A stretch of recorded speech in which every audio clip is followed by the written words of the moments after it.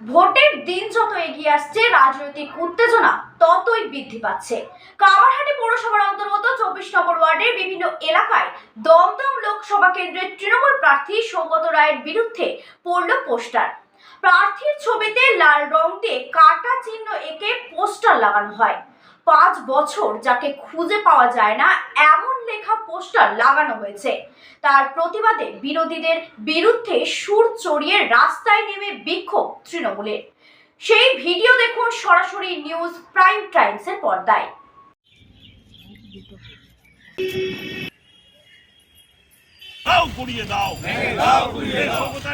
মুখে কালি লাগানো হলো কেন? বিজেপি জবাব দাও, এর জবাব তোমায় দিতেই হবে। দায়িত্ব নিয়ে বলতে পারি, তৃণমূল কংগ্রেসেও এমন কাউন্সিলররা আছে যারা আজও পর্যন্ত তাদের সংবাদ মাধ্যমকে জিজ্ঞেস করলে তারা বলবে যে শিলভদ্র দত্ত মাটির মানুষ, সাইকেলে চড়েছে, বাইকে চড়েছে, বাসে চড়েছে, ট্রেনে চড়েছে।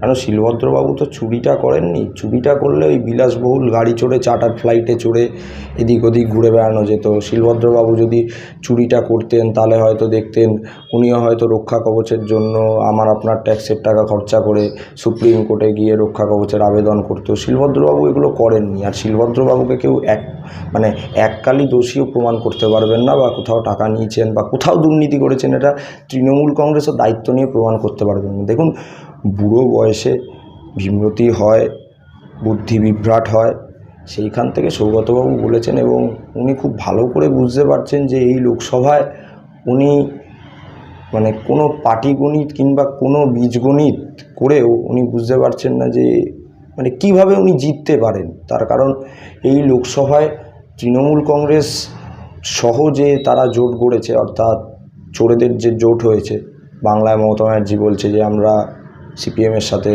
জোটে নেই, কিন্তু আবার দিল্লিতে সীতারাম ইয়েচুরির পাশে বসতে আপত্তি নেই।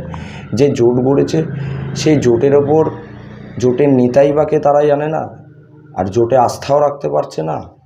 আর এই মুহূর্তে তৃণমূল কংগ্রেস সহ পুরো জোটটাই অপ্রাসঙ্গিক হয়ে দাঁড়িয়েছে। প্রাসঙ্গিকতা পেয়েছে ভারতীয় জনতা পার্টি, প্রাসঙ্গিকতা পেয়েছে দেশের প্রধানমন্ত্রী নরেন্দ্র মোদী।